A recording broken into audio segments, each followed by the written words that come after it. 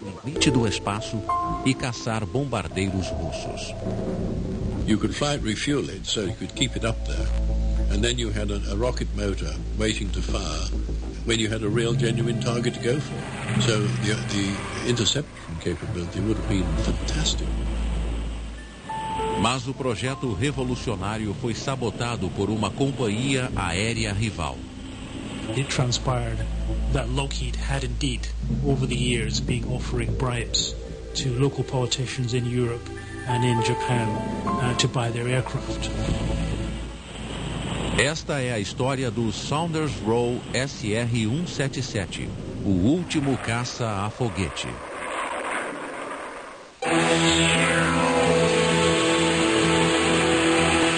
Aviões que nunca voaram.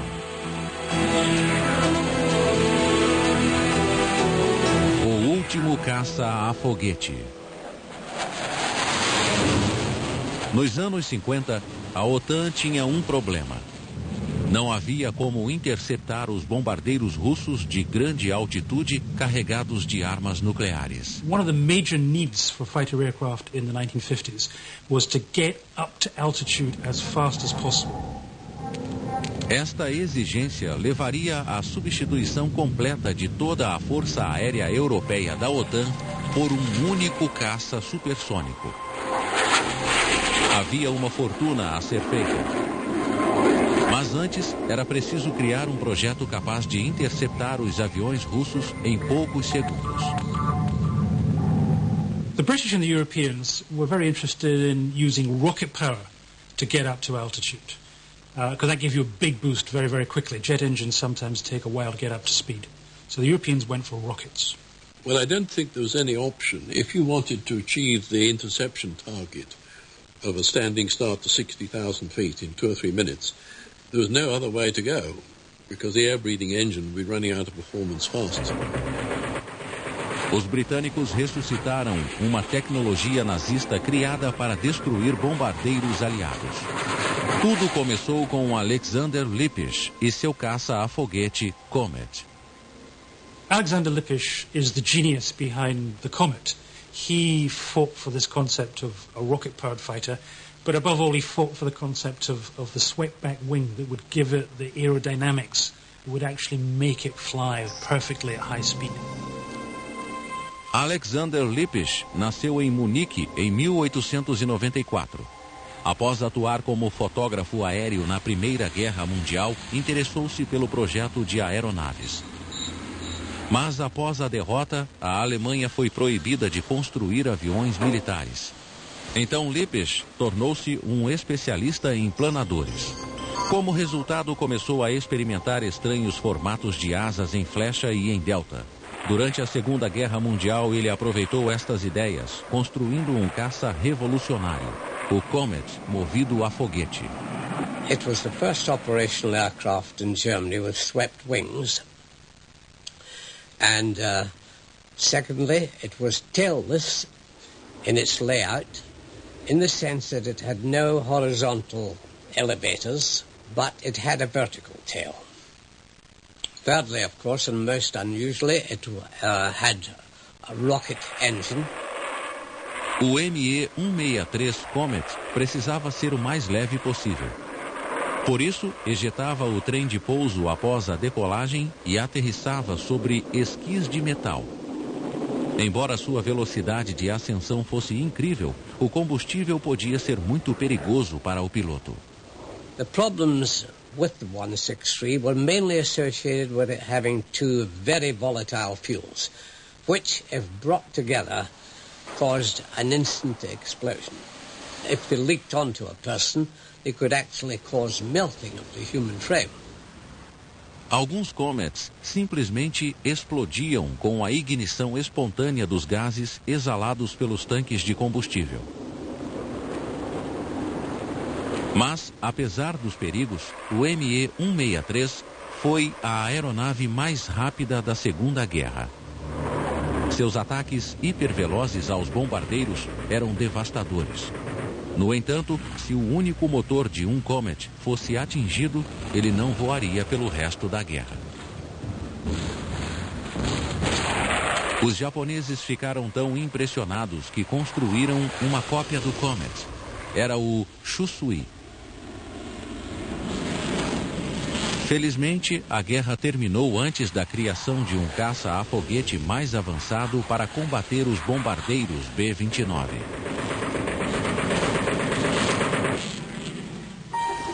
Com a derrota alemã em 1945, os aliados se apoderaram de tecnologias e engenheiros nazistas. Alexander Lippisch foi para a Inglaterra. After the war, Lippisch found himself out of a job. And originally he gravitated to England to work in Wimbledon, but the English really didn't know what to do with the German aviation designers. And Lippisch was quickly snapped up by the Americans, and in 1946 went off to work for the Convair Company in America. I never met Lippisch in Germany at the end of the war, but I met him later in America. And it was obvious he was a man who believed in his own gifts in this area, and indeed he was gifted, because there's no doubt about it. The 163, apart from its revolutionary aspects, was a delight for an airplane to fly. Mas o grande atrativo do Comet não era sua capacidade de manobra, e sim o seu design. Algo que os britânicos usariam para voar mais alto e mais rápido do que nunca. No início do pós-guerra, os ingleses estavam mais preocupados com jatos do que com foguetes. Por isso, recrutaram outro engenheiro alemão, Hans Multop. Hans Multop is an unsung genius of German aircraft design in World War II. He was perhaps one of the most advanced designers of jet aircraft. He built something called the TA-183, and the Americans, the British, were not able to produce anything as advanced for maybe another 10 years after World War II. Multop was the chief aerodynamicist with Kurt Tank in the Focke-Wulf concern at Bremen. And Tank, who himself was a gifted designer, thought very, very highly of Multop. And when we captured him, we offered him employment at the RAE. And because he loved his profession, he took that on, and we had him there for a year. Em 1946, Multop foi levado à principal base de pesquisa aeronáutica britânica, o estabelecimento da Força Aérea Real em Farnborough. Sua missão era criar o primeiro jato supersônico do mundo. Well, the supersonic aircraft being designed by Multop had some quite unusual features apart from just the skid. It was going to be a prone position aircraft, pilot lying in his stomach, and in consequence this of course gives you much more streamlined body shape because you get rid of the canopy, the cockpit canopy.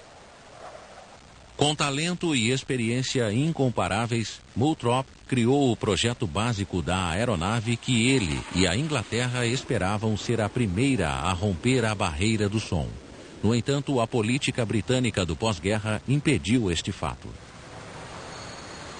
The tragedy of Multop's supersonic design, which could have been the first aircraft to go through the sound barrier, was that it was never built. The reason it was never built was that as soon as the plans were ready, the British declared it a secret project. Now, because Multop was a former enemy, he couldn't work on secret projects, so he had to be fired from being chief designer of his own invention.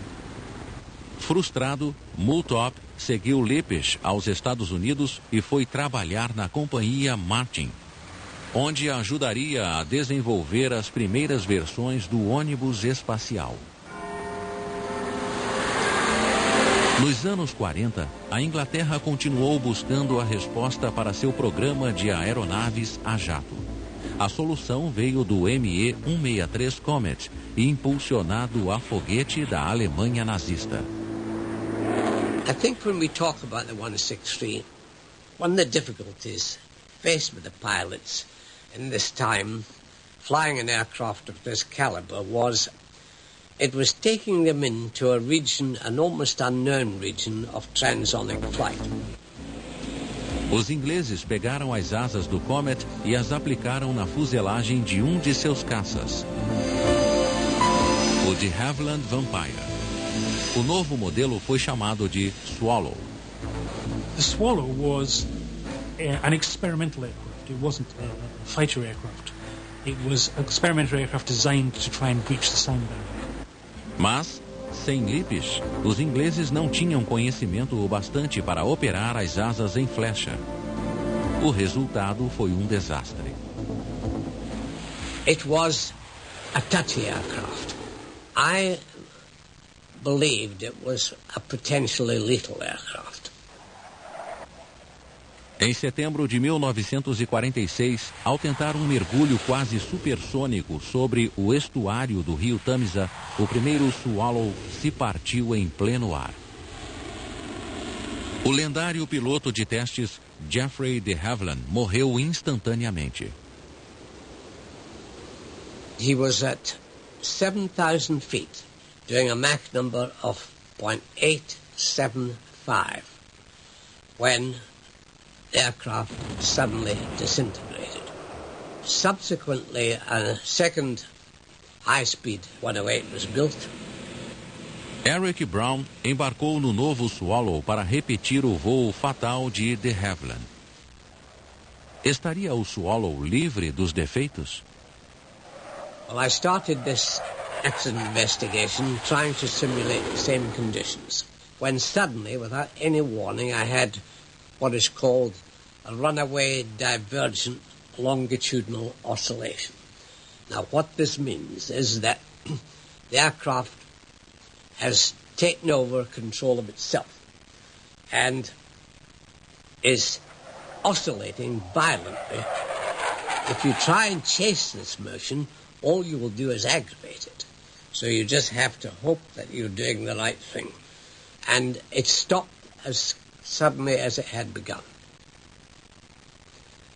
But very frightening. We had a camera in the cockpit photographing my head, and one's head is being thrown forward so your chin is striking your chest, and then thrown back violently against the headrest. And we think this is explained how Geoffrey was killed. I'm not very tall, whereas he was well over 6 feet, and we think his head struck the canopy and probably broke his neck. The Swallow turned out to be a disaster, a flying coffin. And it's down to the fact that the British really didn't know how to use swept-back wings. They'd taken Lippisch's idea, but they hadn't taken Lippisch. As a result, the aircraft they designed was very hard to control, and most of them crashed and killed their pilots. Estamos apresentando Aviões que Nunca Voaram. A Terra perdera a corrida supersônica. Em 14 de outubro de 1947, o americano Chuck Yeager tornou-se o primeiro homem a quebrar a barreira do som. Pilotando um Bell X-1 movido a foguete, lançado a partir de um B-29 em pleno voo. Os 4 motores a foguete do X-1 foram desenvolvidos a partir do ME-163 Comet original. The very upsetting thing about the fact that we did not reach supersonic speed first was the fact that we had it in our grasp and we gave it away. Mas a Inglaterra ainda aproveitaria o legado do Messerschmitt Comet. Com o início da Guerra da Coreia nos anos 50, britânicos e europeus enfrentaram o problema da interceptação em alta velocidade dos bombardeiros russos. One of the problems of early jet engines was that you could not accelerate quickly. It took a long while to build up to speed. This was largely because the materials the jet engines were originally built for just couldn't take the hot gases. So it would very gently work up speed, which is no good if you're an interceptor fighter and want to get into battle quickly. O foguete ainda parecia uma alternativa melhor para o voo rápido em grande altitude. Because of the speed limitations and acceleration limitations on early jet engines, there was a feeling, particularly amongst British engineers, that there was still a space for the pure rocket engine, which didn't have some of these drawbacks. That if you use rockets, you could get the kind of speed and altitude that the jet engine at that period wasn't able to achieve.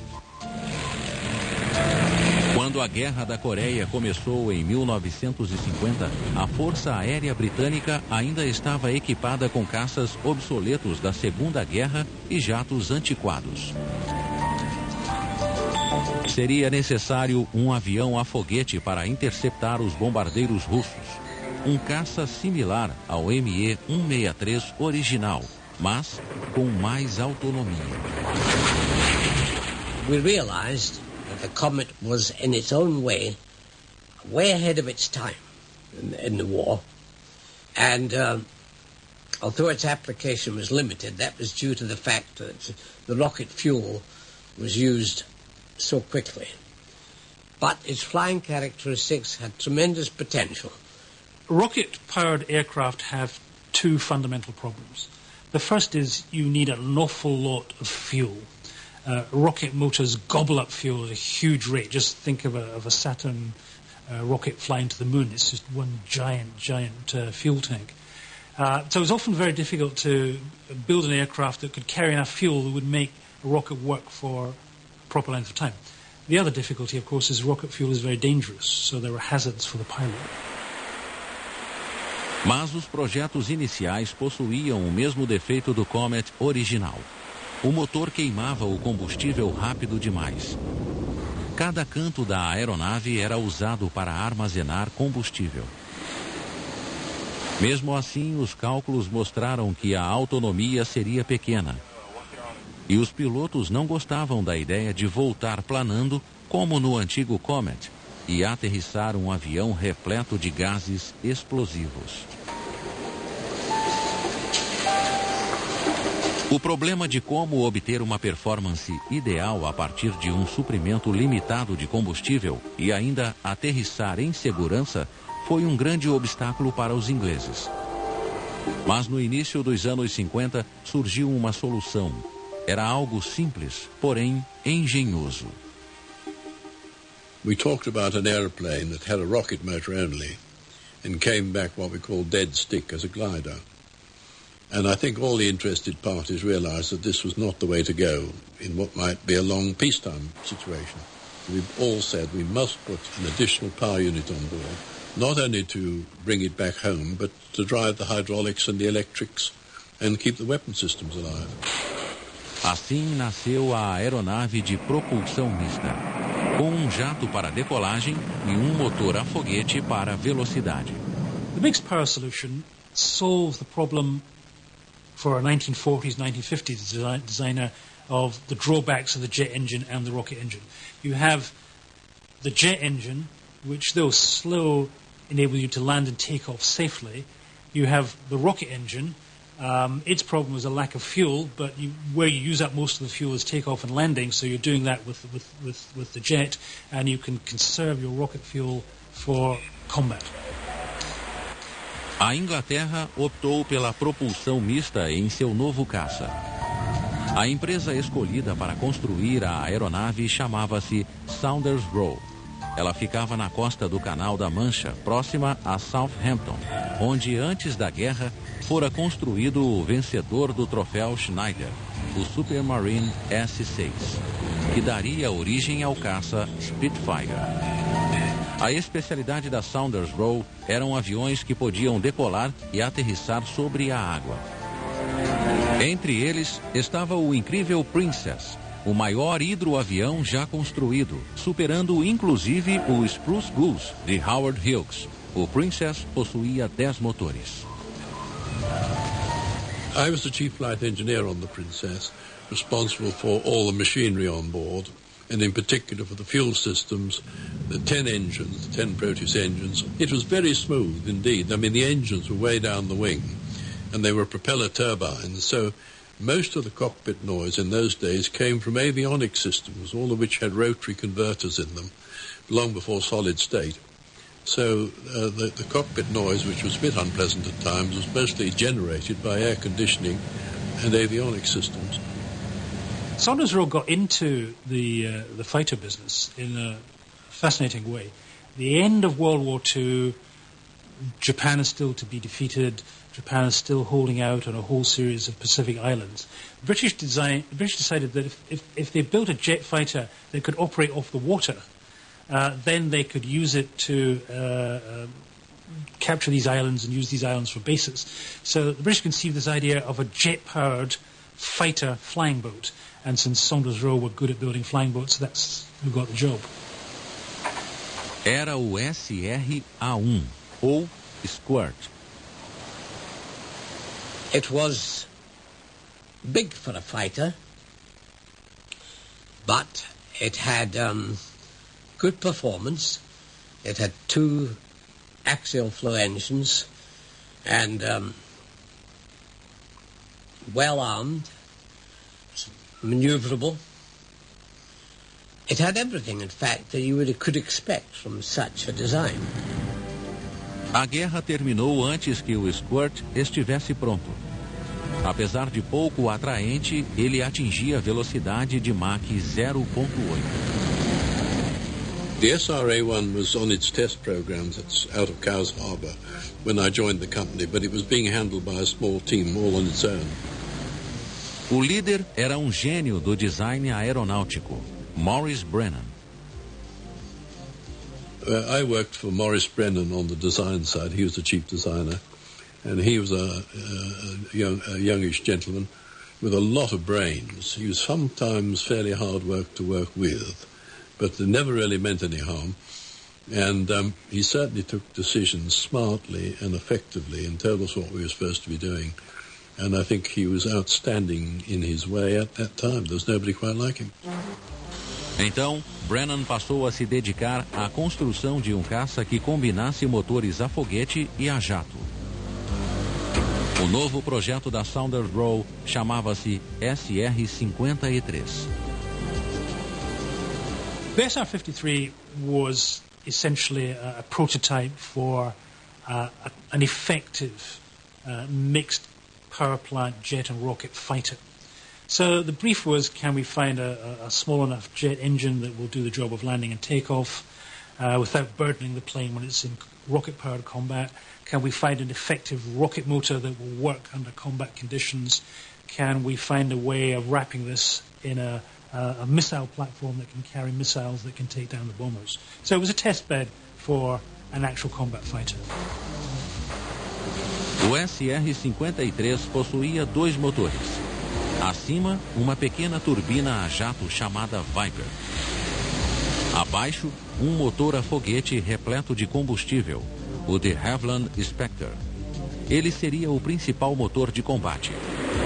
Mas os ingleses também inovaram com o Spectre, resolvendo os problemas de combustível que tornavam o Messerschmitt Comet perigoso de se pilotar. The Spectre 1A rocket motor had catalyst packs in it. Made up of gauze which had been silver-plated. And the silver turned the peroxide instantly into superheated steam and oxygen. Now, the Germans had used a liquid catalyst, and if they had an accident of any kind and the 2 fluids, HDP and their liquid catalyst, got together, they blew the aeroplane up. So we had a dormant catalyst system inside the engine itself, and it was much safer that way than the way the Germans had done it. O SR-53 tinha outra característica inovadora. A cauda possuía uma superfície em delta montada sobre o leme, ao invés de asas menores nas laterais. I think other people were beginning to copy it as an invention, and certainly we simply adopted it as the best technique for our aeroplane and went ahead with it. O SR-53 pesava quase 7 toneladas e suas asas tinham apenas 8 metros de envergadura. Era armado apenas com mísseis, 2 Firestreak de Havilland guiados por infravermelho nas pontas das asas. The SR-53 was one of the first of the 50s and 60s generation of aircraft that dispensed with guns. It was all missile armed. O protótipo do SR-53, número de série XD-145, decolou pela primeira vez em 16 de maio de 1957. We were all getting ready to go to the Farnborough show in 57, I think it was. And we obviously had a lot of pressure on us politically to get something done. So we produced the aeroplane fairly quickly with only 2 tanks of HTP. And John Booth was the test pilot of the day, and he made a very, very successful first flight out of Boscombe Down, landing back on, using the Viper, of course, for the approach and landing. And so everything functioned superbly on day one. Mas os eventos na Rússia logo teriam consequências. Em meados dos anos 50, a inteligência ocidental informou que os soviéticos estavam desenvolvendo uma nova geração de bombardeiros supersônicos. Aeronaves capazes de atingir 16 quilômetros de altitude ou 2 vezes a altura do Monte Everest e voar a Mach 1.3 ou 1.600 quilômetros por hora. Aeronaves como o poderoso Maya Sistiev M-50, chamado pela OTAN de Bounder. Os caças aliados não seriam capazes de enfrentar estes aviões, nem mesmo o SR-53, que não possuía radar de interceptação para localizar as aeronaves russas. Para manter a velocidade de ascensão, o SR-53 não podia carregar o peso.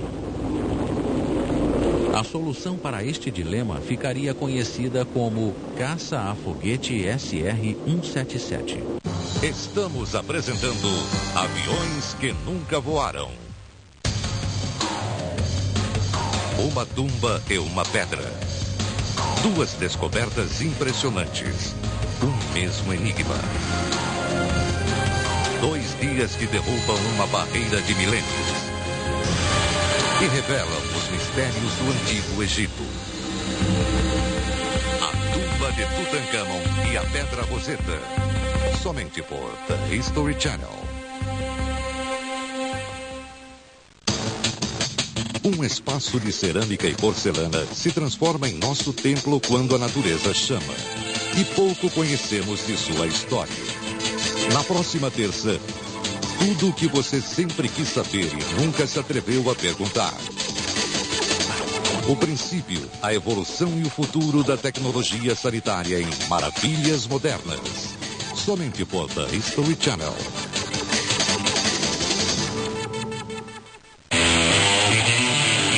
O telespectador está realmente muito curioso para saber o que eram os balões de barragem e para que eles eram usados. Bom, eles se pareciam com bexigas cheias de gás hélio, mas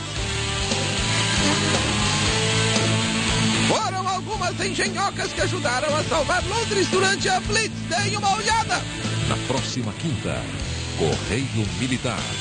Somente por The History Channel.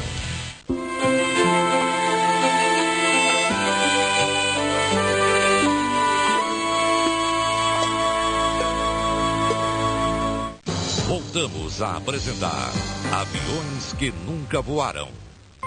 No auge da Guerra Fria, com bombardeiros russos cruzando a estratosfera, apenas a Inglaterra sabia como abatê-los dos céus. Usando o caça a foguete SR-177. Well, I think the SR-177 was a product of Maurice Brennan's thinking, because we all knew that without AI radar in the front of the aeroplane, you couldn't hope to find a Russian 60,000 feet. So something had to be done to make the rocket-powered interceptor into a proper interceptor.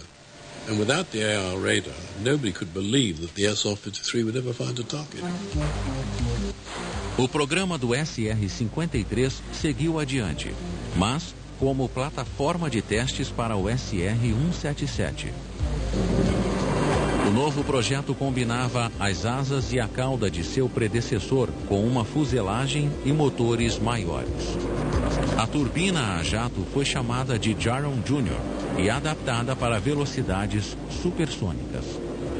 With the reheat, you had a tremendous climb performance, and you could put your aeroplane up at 30 or 40,000 feet in its own right.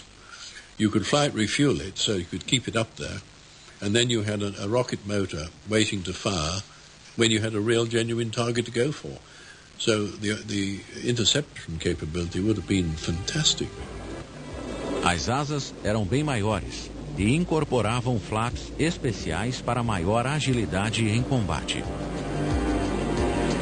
Mas a Saunders Roe manteve o mesmo foguete Spectre usado no SR-53. Um foguete maior exigiria combustíveis mais perigosos e voláteis. The SR-177 was commissioned essentially as a bigger SR-53, an aircraft that had all the control abilities and speed of the SR-53, but could carry enough fuel to make it a serious contender when it came to combat. It had a jet engine, but by this time, in the late 50s, it was quite a powerful jet engine to allow it to take off and land conventionally, and it also had the big rocket motor that would allow it to zoom to altitude very quickly. The main thing was that it had full radar interception capability. It had flight refueling for the kerosene system and was therefore capable of being put up and kept up until it was wanted. So it had vastly more flexibility and interception capability. Na Alemanha Ocidental, a recém-reformada Luftwaffe, cujos oficiais e líderes haviam combatido os aliados na Segunda Guerra Mundial, agora tinha outra prioridade: responder à ameaça imposta pelos bombardeiros e bases de caças soviéticos que ficavam a poucos minutos da Alemanha Oriental. Após a decolagem, os interceptadores teriam poucos minutos para derrubar as aeronaves soviéticas. Por isso, a Alemanha Ocidental decidiu comprar o caça a foguete SR-177. The Germans certainly were very interested in it, and a very senior member of their German Air Force came to Boscombe Down and actually sat in the SR-53 in the hangar when I was explaining to him how it worked. And we pointed out to him that he was sitting in an airplane which at that time was ready to fly because it was full of peroxide. A Alemanha começou as negociações para construir sua própria versão do SR-177. A empresa escolhida para fabricá-lo foi a Heinkel, fabricante do bombardeiro HE-11 da Segunda Guerra. Mas a Heinkel também construíra o primeiro avião movido a foguete da história, o HE-176, em 1939. Com a possibilidade de o SR-177 equipar boa parte da OTAN, os Estados Unidos investiram no desenvolvimento do programa. There was a thing called the Mutual Weapons Development Program, MWDP, and unknown to most of us, the Americans were putting quite a lot of money into British airplanes, and it was not unusual for them to be asked to put some money into something as advanced as the 177. Em 1957, a produção do primeiro SR-177 estava prestes a começar. A prototype of the SR-177 was actually being constructed at Cowes, and we already had a full-scale mock-up of the aeroplane. So we were fairly well committed to proceeding with the design. O primeiro voo foi planejado para a primavera de 1958. A versão de fábrica teria 16 metros de comprimento. A velocidade máxima seria Mach 2.35. O SR-177 entraria em serviço em 1960. Enquanto isso, o programa do SR-53 seguia adiante como forma de se obter experiência de combate com caças a foguete. Mas o projeto britânico encontrou uma barreira. A Inglaterra estava para descobrir que não era mais uma grande potência. Em 1956, a Inglaterra, com apoio da França e de Israel, invadiu o Suez para recapturar o Canal dos Egípcios. O resultado foi um desastre diplomático. O premier soviético Khrushchev fez ameaças veladas de guerra nuclear. E o presidente americano Eisenhower, antigo aliado de guerra britânico, cortou a assistência econômica e militar. Isso afetou severamente o programa do SR-177.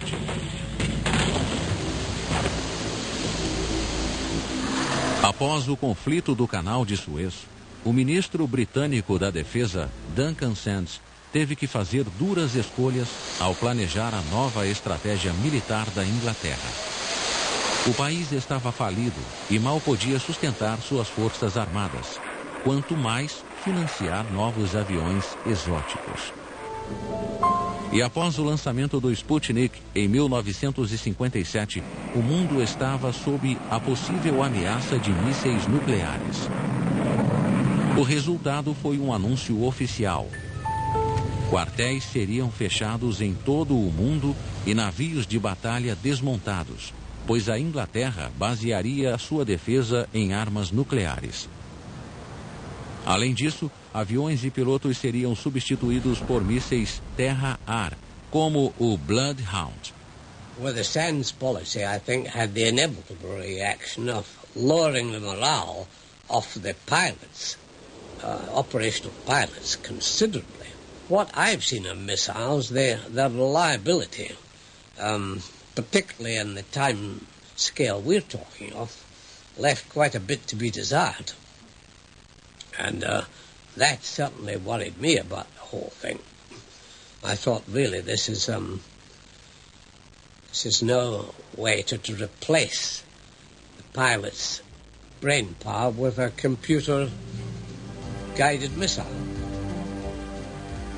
Em 1957, parecia que o caça a foguete SR-177 jamais voaria. No entanto, a Marinha Britânica queria proteção para seus novos porta-aviões. Well, the Navy took an interest in rocket power, not so much as a pure rocket airplane in the sense that the ME-163 was, but if you like, as a combat booster, power booster, to give you the extra speed when you need it. A encomenda pela versão naval do SR-177 foi renovada e deveriam ser produzidos 18 protótipos. E havia outros mercados possíveis. O SR-177 ainda era ideal para a Luftwaffe da Alemanha. They were very interested. I think they were surprised that we had got so far as we had. And they were obviously, presumably, involved with the NATO concept of the Russians. So we all needed the same sort of interception performance to keep the Russians out of the act. Os ingleses pediram que os Estados Unidos liberassem uma verba especial da OTAN para a construção dos protótipos. O SR-177 ainda podia voar. Mas agora o caça tinha um novo inimigo. Era uma aeronave americana chamada de míssil tripulado. Seria um duelo mortal. A competição estava esquentando e o destino do SR-177 era incerto. Estavam em jogo suas chances de substituir a enorme frota de aeronaves Sabre e Thunderstreak. Quem vencesse a concorrência ganharia uma fortuna, mas quem sairia com o prêmio? A Saunders Roe ou sua adversária, a Lockheed? The principal competitor to any European aircraft fulfilling the role as NATO's main interceptor fighter was the Lockheed F-104 Starfighter.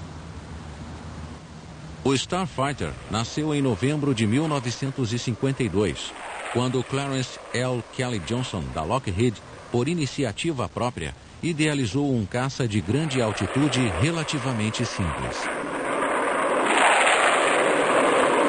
Mas o Lockheed Starfighter não se adequava às necessidades da Força Aérea Americana. Tinha pouca autonomia e suas asas curtas não podiam carregar muitas bombas e mísseis. Além disso, as condições climáticas afetavam seu desempenho, tornando o Starfighter incapaz de operar em conjunto com o sistema americano de radares. One of the great curiosities of the whole Starfighter story is that the United States Air Force didn't want it. They didn't like it because it really didn't fit their bill. It didn't have range. It didn't carry enough armament. It didn't carry the radar they wanted. So Lockheed suddenly found itself a product they couldn't sell in America. Estamos apresentando Aviões que Nunca Voaram.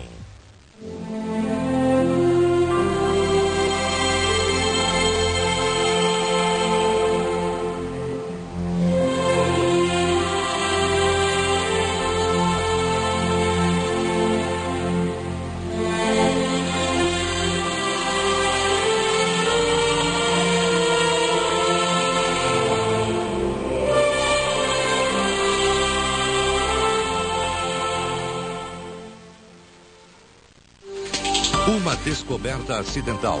É um guerreiro, não é? É, sim. Se ele tinha flecha, lança, escudo e um cavalo, quer dizer, não restam dúvidas. Sim, isso mesmo. Conheça uma verdade oculta durante séculos. Isso é muito emocionante. Não podia ter sido Não, melhor é pra fantástico. você. É a melhor coisa que podia ter encontrado. Na próxima quarta, O Guerreiro. Somente por The History Channel.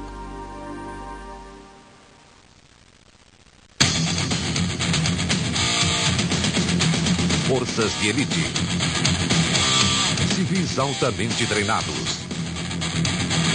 Homens dispostos a desafiar o impossível. Amanhã, a partir das 4 da tarde, começa a mais difícil prova de controle. Precisão e nervos de aço na maratona de sábado. Somente por The History Channel.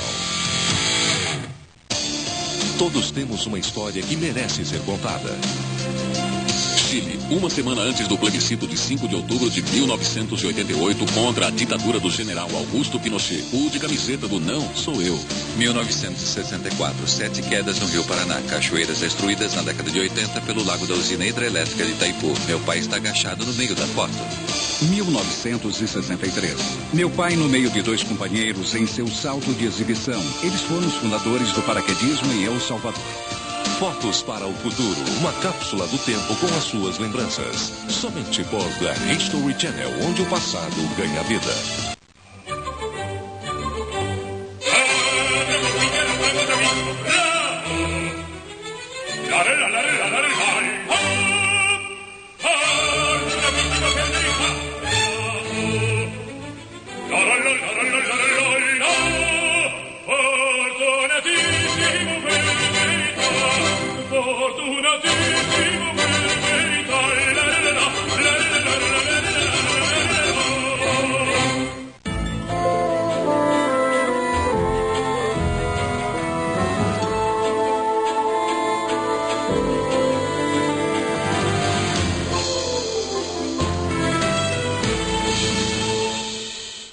Voltamos a apresentar Aviões que Nunca Voaram.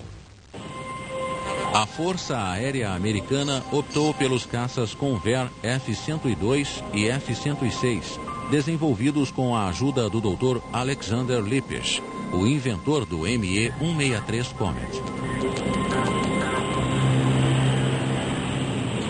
No fim dos anos 50, a Lockheed Starfighter parecia condenado a ser apenas uma nota de rodapé na história da aviação militar. Desesperada, a Lockheed ofereceu o Starfighter à Alemanha Ocidental e à OTAN, competindo com o SR-177.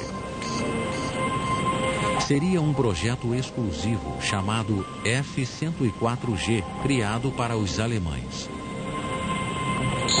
Para agradá-los, a Lockheed seria obrigada a modificar radicalmente o F-104. In order to make the Starfighter suitable for European conditions, Lockheed had to do lots of things that actually detracted from all the original advantages the aircraft had. They had to put more fuel in, which made it heavier, which made it more difficult to control. They had to put in a very complex all-weather radar so they could see where it was going. In the end, the thing becomes heavy, complicated, and that makes it dangerous to fly. it had very high wing loadings, and consequently it had very high stalling speeds and other problems. But it wasn't in the same league table as a rocket-powered aeroplane when it came to high-altitude interceptions.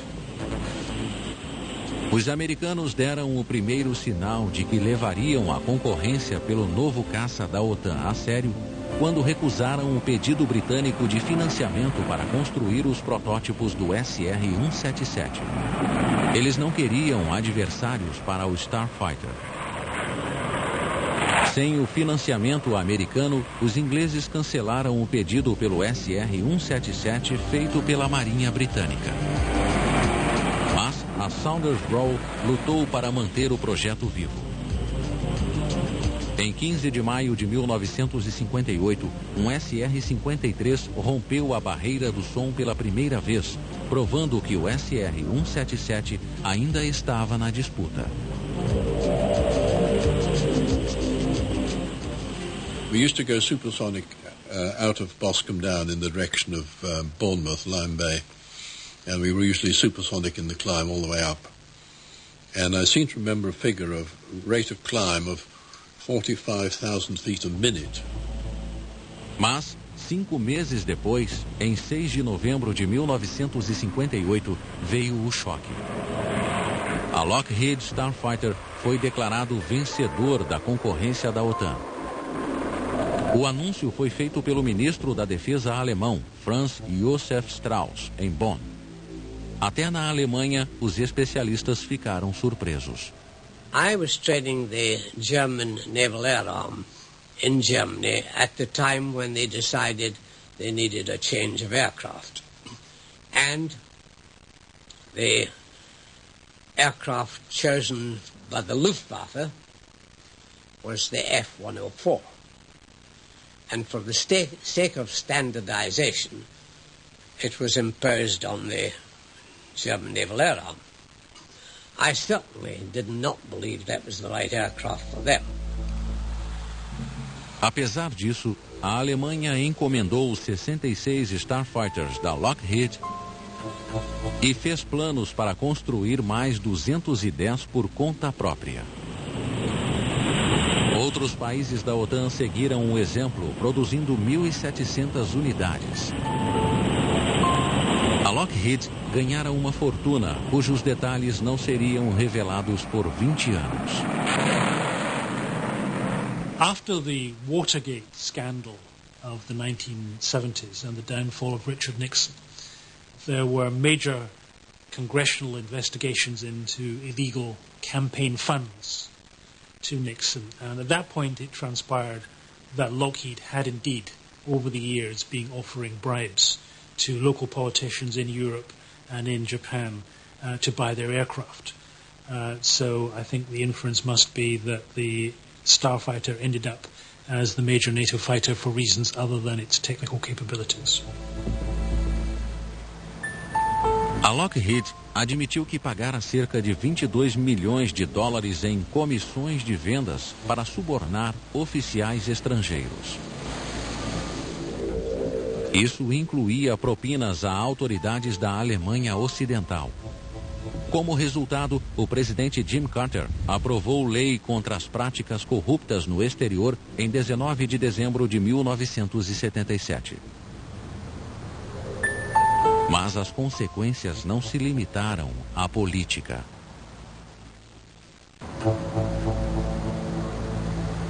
Nos dias incertos da Guerra Fria, o improvável vencedor na concorrência para reequipar as forças aéreas da OTAN foi o Lockheed Starfighter F-104. Além das futuras admissões de suborno e corrupção, a escolha do F-4 como aeronave padrão foi marcada pela tragédia humana e pelo desastre. 270 aviões da Alemanha perdidos e 110 pilotos mortos. It proved to be an extraordinarily difficult aircraft to fly. And literally the majority of aircraft the Germans bought, literally the majority of F-104s crashed in service because the young pilots simply found them too difficult to fly. Com um número inadmissível de pilotos morrendo nos Starfighters, a preferência do governo alemão pelo F-104 foi questionada. No entanto, as críticas não foram ouvidas e, para silenciá-las, os oponentes foram removidos de seus cargos. It is not an easy airplane for an experienced pilot in bad weather, and it's even more of a handful if you have an emergency and you have bad weather and everything combined. It can be a real handful, a big workload. And, of course, the inevitable happened. Mas a Força Aérea Alemã ainda guardava um último segredo. Após cancelar o SR-177 e comprar o Starfighter movido a jato, a Luftwaffe continuava preocupada com a vulnerabilidade de suas pistas de pouso a agressões da cortina de ferro. Sob contrato da Luftwaffe, a Lockheed foi instruída a realizar testes secretos com um Starfighter lançado por foguete. Um Starfighter da Força Aérea Alemã foi modificado para uma série de testes em 1963, na base da Força Aérea Edwards, na Califórnia. Com o fim do sonho do SR-177, os ingleses fizeram uma última tentativa para levar adiante o programa do avião a foguete. Nos Estados Unidos, o Bell X-15, movido a foguete, estava atingindo o limite do espaço. O X-15, descendente direto do X-1D Jaeger, que rompera a barreira do som em 1947, e também do ME-163 Comet, seria a aeronave mais rápida que já voou.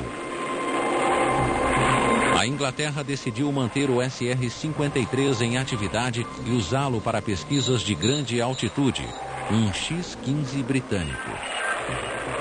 Well, I know that our chief designer in those days, Maurice Brennan, was keen to pile on the SR-53 off the back of a Valiant bomber and to launch it into space. And I remember him saying that it would be the bottom rung of the British space program. But the British space program never materialized, so of course any attempts to do high-altitude research with what was left of the SR-53 program never happened. E uma tragédia acabaria de vez com o projeto do avião a foguete britânico. John Booth was flying XD-151 on the short runway at Boscombe Down when, for whatever reason, he wanted to abandon the takeoff. Now, the takeoff speed of the 53 was about 175 knots. And in those days, there was no arrestor gear, either barriers or any other form of arrestor gear, at Boscombe Down. So the aeroplane went off the end of the runway and down the slope. He spoke quite casually over the radio that he wanted to abandon and would send the tractor down to collect him, but of course it proved to be fatal. O SR-53 atingiu uma fileira de postes e Booth morreu na hora. Após o acidente, o programa de testes do SR-53 foi cancelado. O caça a foguete voara pela última vez. The SR-177 was a good aircraft for its time and place. Had it been built and flown, I think it would have done well. But of course, history moved on. Ordinary jet engines in the 1960s and 1970s became much more efficient and eventually replaced the rocket engine. But at the time, I think it could have done well. I don't think there will ever be another rocket fighter. O último SR-53 restante, testemunha de um sonho perdido, encontra-se no Museu da Força Aérea Britânica em Cosford, Inglaterra. Seu irmão maior, o SR-177, foi esquecido pela história como mais um dos aviões que nunca voaram.